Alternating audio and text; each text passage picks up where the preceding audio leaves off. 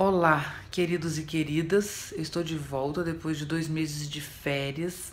No final do ano passado eu me senti muito desgastada, exaurida pelo ano, pelas emoções, pelos afetos, né, que nos envolveram tanto, especialmente em relação ao nosso país, mas ao mundo também. Tudo isso foi muito desgastante, foi muito tenso.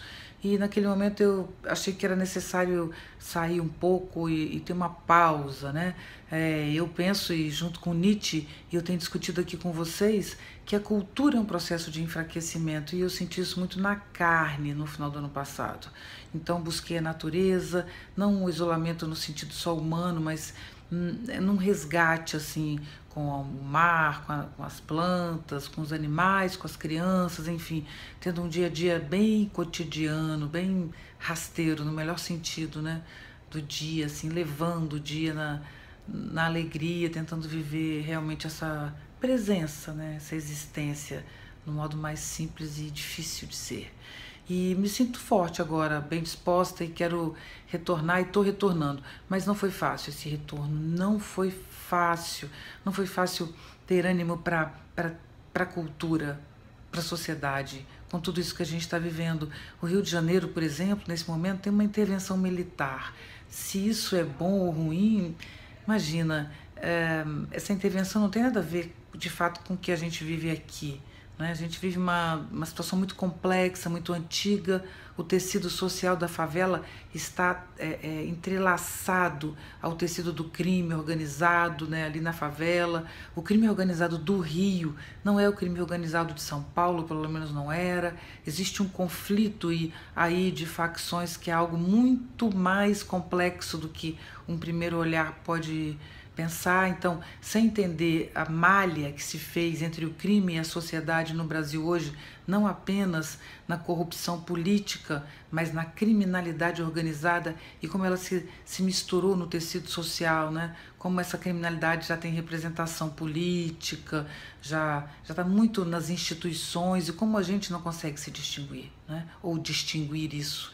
Como é difícil hoje ter uma palavra, um valor, um julgamento, uma avaliação, uma análise, se somos dominados por notícias falsas, se somos completamente dominados pela manipulação da informação. Esse é o maior desgaste. É o desgaste do pensamento, do saber, é a impossibilidade de encontrar a perspectiva realmente próxima do que a gente busca. Então, perguntas como: será que o que eu estou fazendo realmente é um caminho que busca o que eu estou querendo? Que muitas vezes eu vejo a mim, as pessoas, a todos nós estamos nisso, né? Mas eu tento ler isso, né? É que muitas vezes buscamos algo, mas aquilo que estamos fazendo é o contrário, não por manipulação, mas por desconhecimento do que realmente queremos. Será que o discurso que eu estou professando, quase como uma fé, esse discurso é realmente o que eu penso?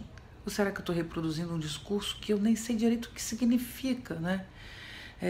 A dificuldade de entender e de se informar é muito difícil. Por isso, em relação ao Rio, é tão difícil falar sobre essa situação. Só quem tem dados um pouco mais qualificados pode entender, porque são camadas e camadas de tecido, de interpretações, de jogos políticos distintos, puxando em direções variadas, né? Às vezes ele se amarra numa direção só e até piora, porque vira uma máfia, enfim. É muito difícil falar do Rio, do Brasil e do mundo. Então, para finalizar essa nossa conversa, eu estou de volta, eu estou lançando Eduarda Larroque, que é minha sócia na Usina Pensamento, mais Oswaldo Giacoia Júnior, um querido meu da Unicamp, mais o querido professor Clóvis de Barros Filho, um querido também. Enfim, nós estamos juntos tentando discutir tudo isso de uma outra maneira, né? Então, quero dizer, o livro se chama Nós Também Sabemos Fazer Política, e com um nãozinho, né, cortado, que sabemos e não sabemos, mas nós juntos, que não somos especialistas em política, estamos buscando discutir política para tentar começar do começo. Acho que a gente precisa começar do começo.